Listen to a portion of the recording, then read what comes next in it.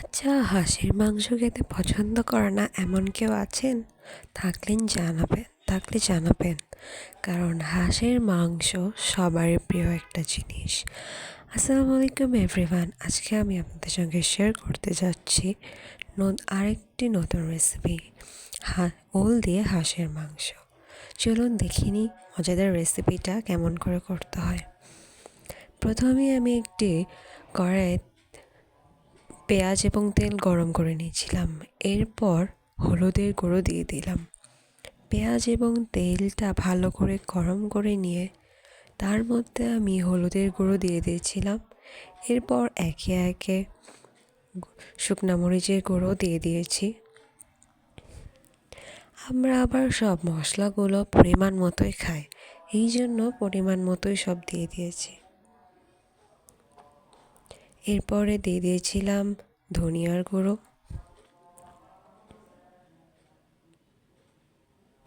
এরপর একে একে সব মশলাগুলো দিয়ে পরিমাণ মতো নাড়াচাড়া করব। আমি যে মশলাটা দিলাম এটা হচ্ছে সব কিছু একদম রান্না মশলা ছিল আলাদা করে, এই জন্য আমি আলাদা করে কোনো বাটা মশলা ইউজ করিনি। এটা আমি একদম সম্পূর্ণ রান্না মশলা ছিল, যেটার মধ্যে তেজপাতা আলাদা করে সব কিছু মশলা বাটা ছিল। তো এই হোমমেড মশলাটা আমি ইউজ করেছি, আলাদা করে কোনো পেঁয়াজ বাটা কি রসুন বাটা দিইনি। এই মশলাটা আগে থেকেই করা ছিল। এরপর এই সব মশলাগুলো অ্যাড করে আমি নাড়াচাড়া করব এবং মশলাগুলোকে ভালো করে কষিয়ে নেব। এরপর হালকা একটু পানি দিয়ে নিলাম। অল্প পরিমাণে পানি দেওয়ার পর আমি এবার সুন্দর করে মশলাগুলোকে নেড়ে চেড়ে কষিয়ে নিব। এরপর দিয়ে দিলাম পরিমাণ মতো লবণ।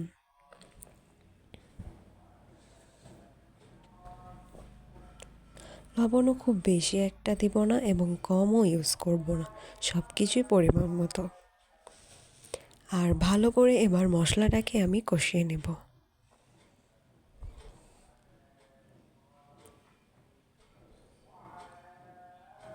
কালারটা আমার কাছে খুবই ভালো লেগেছে এবং যদি সব মাংসর কালারটা একটু ভালো না আসে তবে খেতে খুব একটা ভালো লাগে না। আমার কাছে মূলত মূল আকর্ষণ হচ্ছে রান্নার লুকটা। তো এরপর ভালো করে আমি নেড়ে চেড়ে মশলাটাকে কষিয়ে নিচ্ছি। অনেকক্ষণ কষানোর পর এবার ধুয়ে রাখা হাঁসের মাংসগুলো আমি মশলার মধ্যে দিয়ে দিলাম।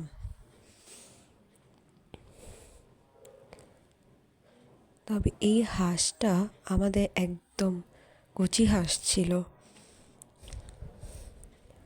আর টাটকা হাঁসের মাংস ছিল, একদমই ধুয়ে আমি রেডি করে রেখেছিলাম। আর এই মাংসটা এবার আমি মশলার মধ্যে দিয়ে দিয়েছি।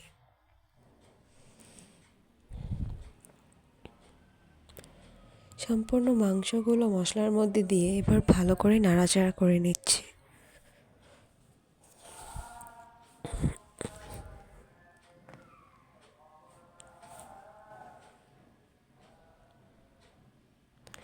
এবার সম্পূর্ণ মাংসটাকে আমি একদম ভালো মতো নাড়াচাড়া করে নেব।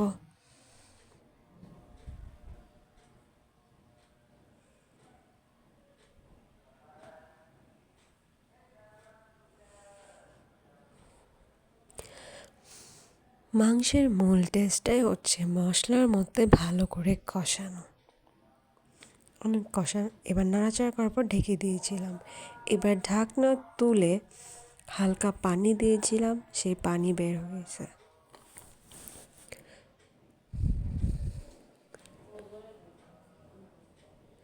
পানি বের হওয়ার পর ঢাকনাটা তুলে আমি ভালো করে নেড়ে দিচ্ছি।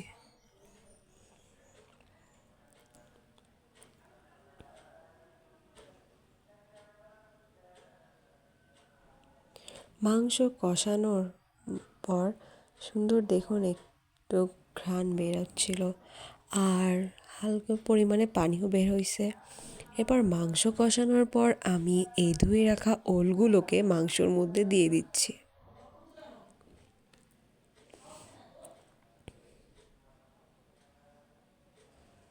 ভেবেছিলাম হাঁসের মাংসটা খুব একটা শক্ত হবে কিন্তু না, যেহেতু কচি মাংস ছিল তাই গলে গেছিল। এরপর ওল এবং মাংসটাকে ভালো মতো আমি কষে নিচ্ছি। যত কষাবেন ততই মাংসটা অনেক টেস্টি হবে। আর হাঁসের মাংস বলে কথা, এটা তো আরোই টেস্টি হবে। এরপর আমি পরিমাণ মতো পানি দিয়ে দিচ্ছি পুরো রান্নাটা করার জন্য।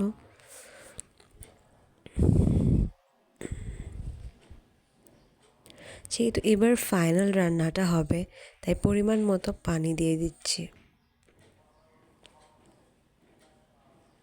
আর একটু পানি দিয়ে দিলাম।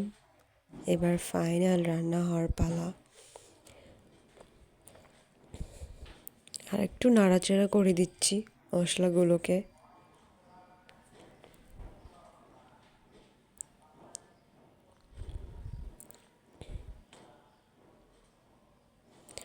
এরপরে মাংসটা ফুটতে থাকবে।